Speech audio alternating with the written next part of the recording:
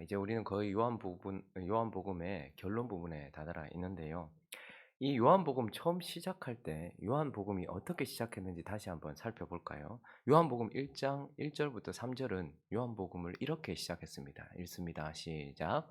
태초에 말씀이 계시니라. 이 말씀이 하나님과 함께 계셨으니 이 말씀은 곧 하나님이시니라. 그가 태초에 하나님과 함께 계셨고 만물이 그로 말미암아 지은 바 되었으니 지은 것이 하나도 그가 없이는 된 것이 없는. 우리가 방금 읽었던 이 요한복음 20장 마지막에 보면 예수에 대해서 그 예수를 믿고 예수를 따르게 하고 너희가 구원받게 생명을 얻게 하려고 이 요한복음을 기록했다라고 말하면서 그 생명을 가져다 주는 예수 그리스도에 대해서 소개하면서 시작했어요.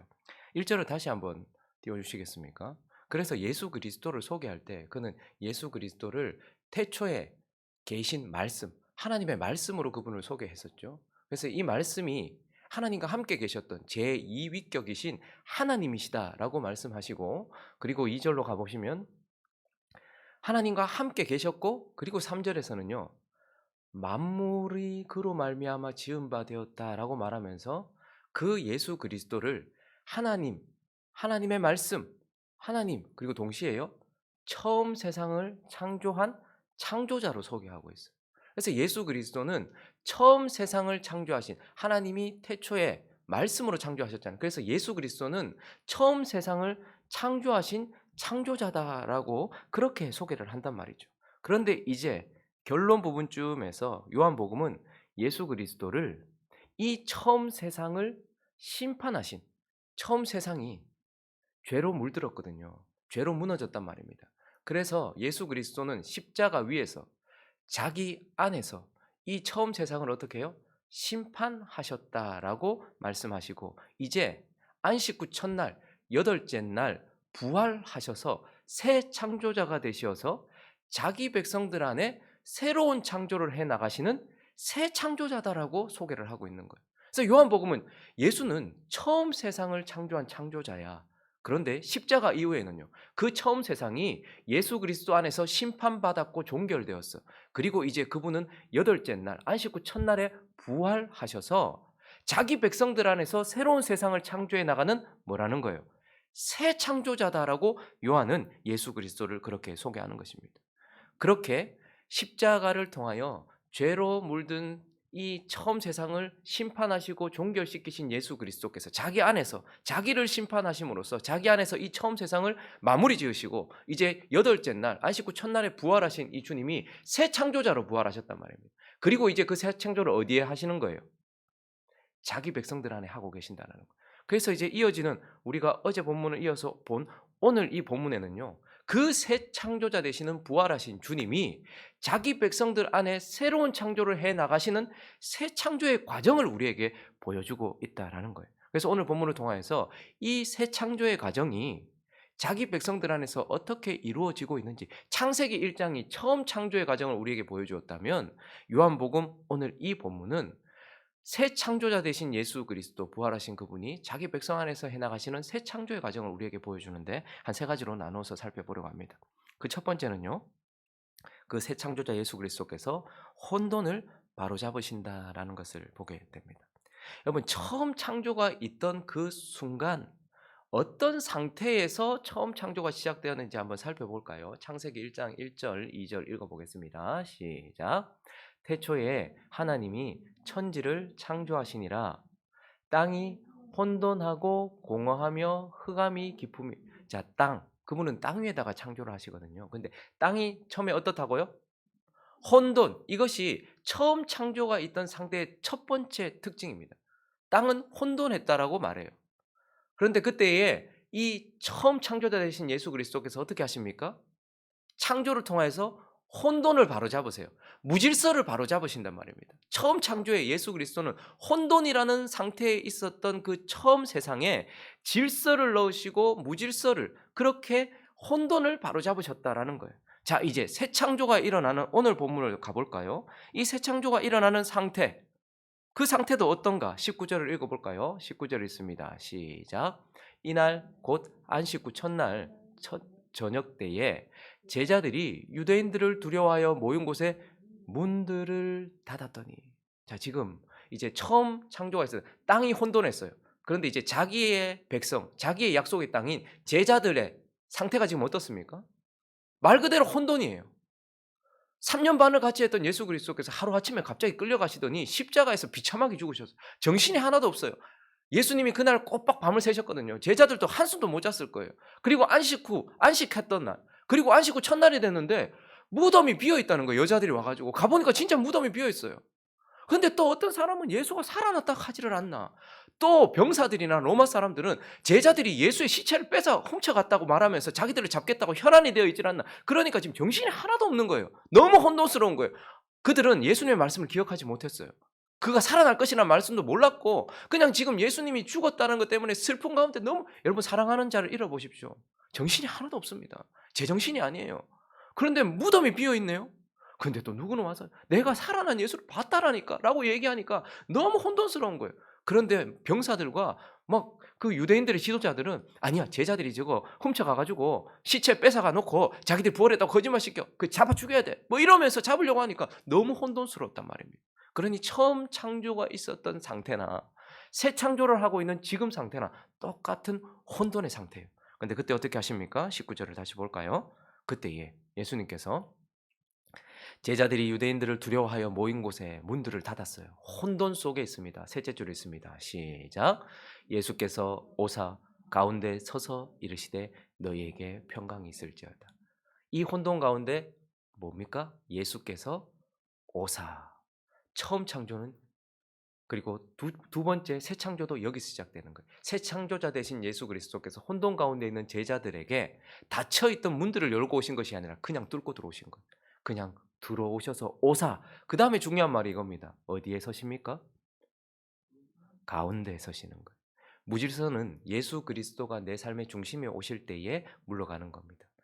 혼돈은 예수 그리스도가 내 삶의 중심에 오실 때에 바로잡아지는 거예요. 정치, 경제, 사회, 문화, 국방 이 모든 것들이 예수 그리스도가 우리의 중심에 계실 때에만 바로잡아지는 거예요. 한 사람의 개인의 삶도 마찬가지입니다. 내 삶의 중심에 내가 있거나 내가 사랑하는 것들이 있거나 세상이 있거나 세상 것들이 있거나 사단이 있거나 하면 무질서예요. 혼돈이에요. 그런데 그 가운데 예수께서 오셔야 돼요. 우리가 초청해서 오신 것이 아닙니다. 새 창조자는 닫혀있는 문들을 그냥 뚫고 벽을 뚫고 들어오신 거예요. 우리 속으로 우리가 문을 닫고 있다 해도 그분이 오십니다. 새 창조자가 오십니다. 그리고 어떻게 합니까? 가운데 서시는 거예요. 우리 가운데 서셔서 그분이 중심이 되어주시고 반석이 되어주시고 그분이 성전 되어주시는 거예요. 그러면 혼돈이 물러가기 시작하고 혼돈이 바로잡히기 시작하는 겁니다. 여러분 저희 교회가 이제 3년 반을 조금 넘어가고 있어요. 저희도 혼돈 가운데 있었습니다. 그런데 예수 그리스도께서 우리에게 들어오셨습니다. 그리고 이제 우리에게 뭘 요구하십니까? 그분이 우리의 중심에 서기를 요구하세요. 중심을 빼앗고 있었던 모든 것들을 다 물러내기를 원하셨어요. 우리는 3년 반 동안 계속 말씀 앞에만 섰습니다. 어떻게 합니까? 예수가 우리의 삶의 중심이 되기를 원하십니다. 내 경제적 생활의 중심이 되기를 원하시고 내 사회적 생활의 중심이 되기를 원하시고 내 종교적 생활의 중심이 되기를 원하세요. 그때야 비로소 혼돈이 물러가기 시작하는 것입니다. 새 창조자 예수 그리스도께서 우리에게 오셔서 우리 가운데 서심으로써 그래서 우리 가정의 중심에 가장이 서는 것이 아니라 진짜 가장이신 예수가 서야 되는 거예요.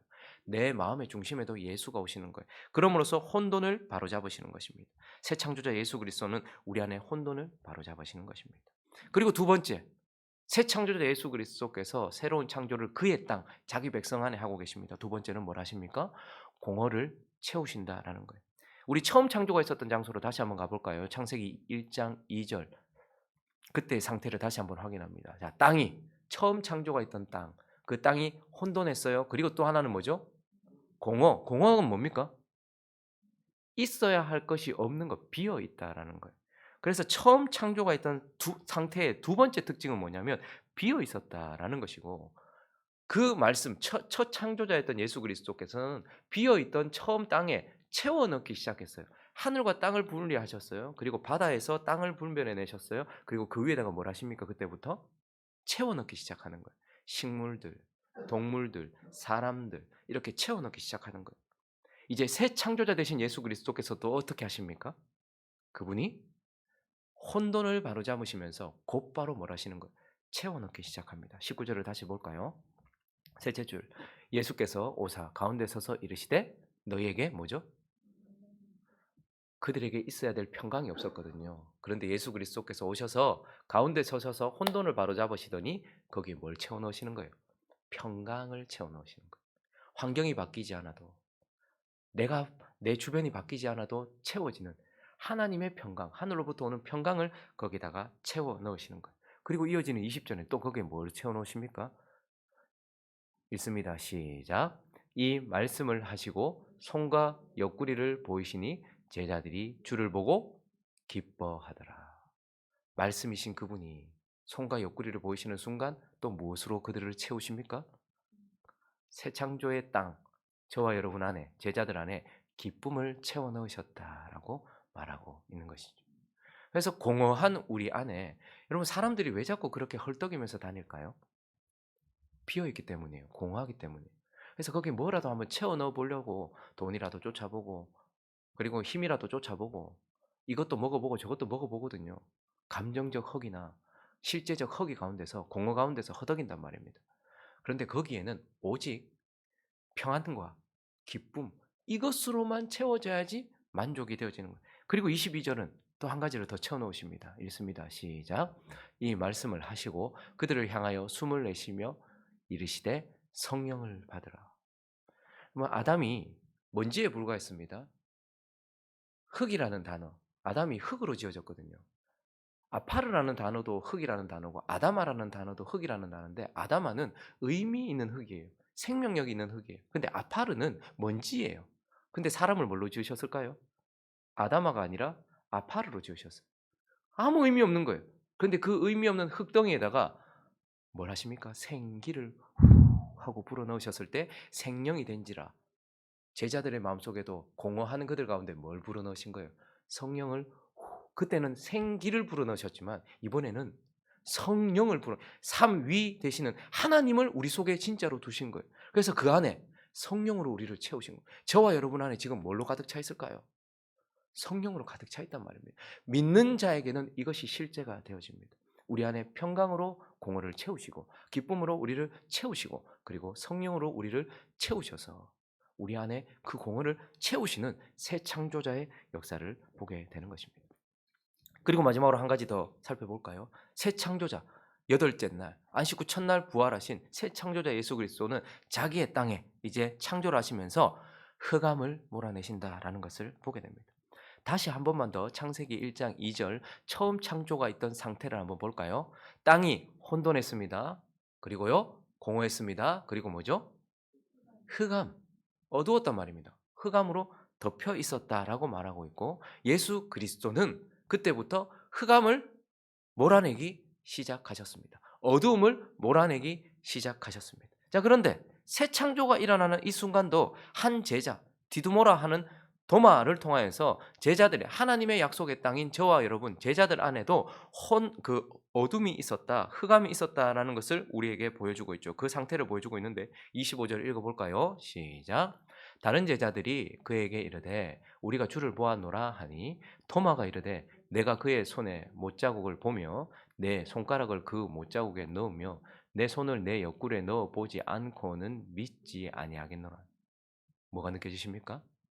의심의 구름이 확 몰려와서 도마라는 사람의 마음을 확 어둠으로 덮어버린 흑암에 둘러싸인 처음 창조가 있던 상태와 똑같은 상태인 도마를 통하여 보여지는 흑암을 우리에게 보여주고 있는 것입니다. 의심의 구름, 근심의 구름이 우리를 둘러 덮어 흑암으로 가득 차 있는 이 상태에서 예수 그리스도가 이제 새 창조를 해 나가시는 것이죠. 그런데 한 가지 우리가 좀 살펴볼 필요가 있습니다. 어둠은 여기서 의심이지 불신은 아니라는 것을 기억하십시오. 불신과 의심은 달라요. 아예 예수를 안 믿어요. 불신은. 근데 의심은 믿고 있는데 구름이 낀 거예요. 분명히 태양이 저 위에 있는데 구름이 그걸 덮은 거예요. 그런데 이 구름이 왜 왔는가 하는 거예요. 디두모라고도 하는 이 도마에게 왜 흑암이 가끔도 우리 신앙생활 잘 하다가도 우리에게도 이런 상태가 많이 오거든요. 어두워진단 말입니다. 흑암이 왜 왔는가?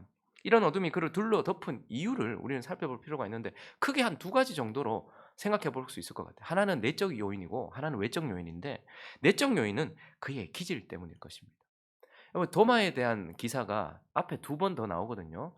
그런데 요한복음 11장 16절을 보시면 나사로가 죽었을 때에 예수님께서 지금 그 상태에서 유대인들이 예수님 돌로 쳐 죽이려고 했거든요. 그래서 피했단 말입니다. 근데 그때쯤에 나사로가 죽어서 나사로가 죽은 곳으로 예수님께서 가려고 하는 거예요. 그런데 지금 그 길로 가려고 하면 예루살렘 지나야 돼요. 어떻게 되는 거예요? 또 유대인들이 예수를 죽이려고 할 수 있잖아요. 근데 예수님께서 가시자 간다고 하시는 거예요. 그때 디두모라는 것은 저의 별명입니다. 쌍둥이라는 뜻이거든요. 그러니까 아마 우리 교회도 성도 중에 쌍둥이 두 가정 정도 있죠. 저 도마도 쌍둥이거든요. 근데 디두모라 하는 도마가 뭐라고 말합니까? 다른 제자들에게 말하되 우리도 주와 함께 어떻게 하자고요? 죽으러 가자. 예. 주님을 사랑했어요. 도마는 주님을 사랑했는 건 맞아요. 그런데 저의 기질이 어떤가 하면 되게 비관적이에요. 되게 비관적이기도 하고 극단적이기도 해요. 여러분 꼭 가다가 유대인들의 돌에 맞지 않을 수도 있잖아요. 다른 상황을 만날 수도 있잖아요. 그런데 이런 사람들의 특징은 비관적으로 생각하고 좀 극단적으로 생각하는 경향이 있고 뭐 아니면 도예요. 흑 아니면 백인 거. 이것 아니면 저거고 이런 사람들은 이것 아니면 안 되는 사람들. 자신이 정해놓은 것들, 자신의 생각이 다 옳다라고 생각하는 약간 그런 기질이 강한 기질이 있는 사람들이. 그래서 디두모라고 하는 도마는 아마 기질적으로 이런 모습을 보면 조금 무슨 일이 있으면 좀 비관적으로 생각하고 예, 예, 그리고 또 좀 이렇게 이것 아니면 저것. 그러니까 요렇게 딱 생각해 버리면 그것만 생각하는 그러한 기질을 가지고 있다는 것을 좀 힌트에서 볼 수 있고 요한복음 14장으로 가 보시면 5 절도 보시면요. 이때는 예수님께서 말씀을 선포하셨던 장면인데 "내가 너희의 거처를 예비하러 간다."라고 은혜로운 말씀이 선포되고 있었어요.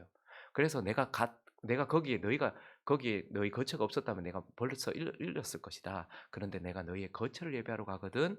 그래서 내가 다시 돌아올 거야. 이렇게 얘기했을 때에 그래서 내가 이제 간다라고 얘기했을 때에 예수님께서 지금 너희가 또 그 길을 알 거야라고 사전에 말하거든요. 그러니까 도마가 이렇게 말해요. 도마가 이르되 주여 주께서 어디로 가시는지 우리가 알지 못하거늘 그 길을 어찌 알겠사옵나이까. 아니 지금 주님이 어디 가신다고 하는데 우리는 지금 주님이 어디 가는지도 잘 모르는데 우리가 그 길을 어떻게 아냐는 거예요. 그러니까 이 도마는 기질적으로 논리적으로 이해되지 않으면 상당히 마음 어려워하는 사람. 그런 사람들이 있거든요. 뭐 많은 사람들의 부류가 여기에 속합니다. 그러니까 이게 지금 이해가 안 가는데 자꾸 주님이 그냥 말씀 선포하고 넘어가니까 이걸 그냥 넘어갈 수 없는 상황인 거예요. 그러니까 불신한다기보다는 믿기 위하여서 애쓰고 있는 사람이고 논리적으로 해석이 안 되고 이해가 되지 않거나 이게 지금 내한테 확실하지 않으면 그것 때문에 그걸 붙잡고 있는 사람. 우리 그냥 책을 읽을 때에도 이게 이해가 안 되면 넘어가서 앞에 갔다가 다시 와도 되는데 이 사람들은 여기에서 넘어가지 못하는 사람들.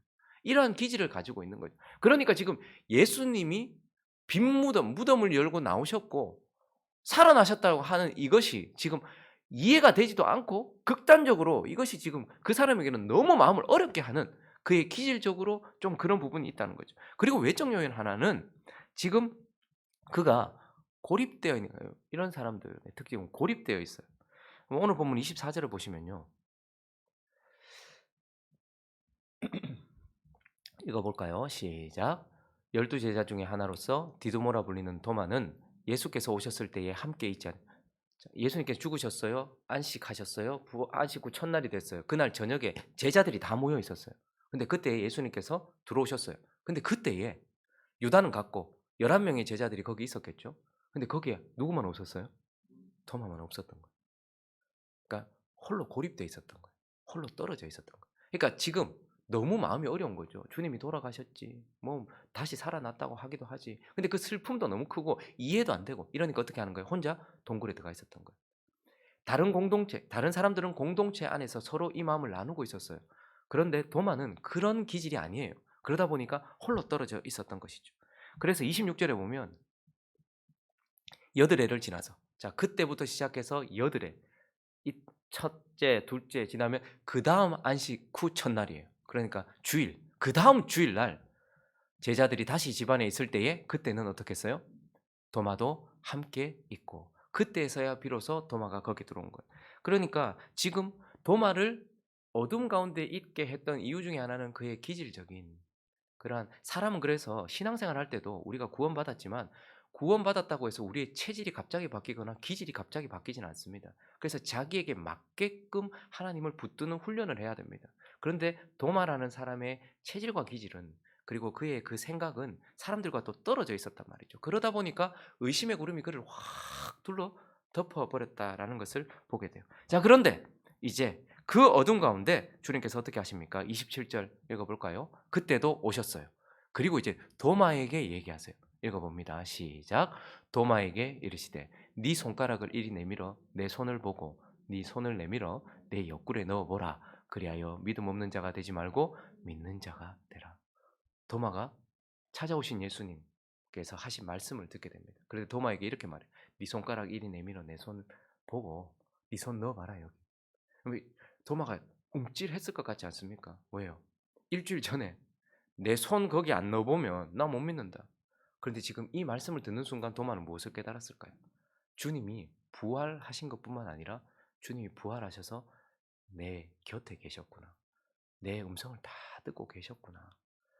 그분이 이전과는 다른 모습으로 영광스럽게 부활하신 것도 사실이고, 그런데 그냥 부활하셔서 살아만 계셨던 것이 아니라 내가 했던 모든 소리까지 다 듣고 계시는 하나님이셨구나. 나의 주인이시고 나의 하나님이셨구나 라는 것도 알게 돼요.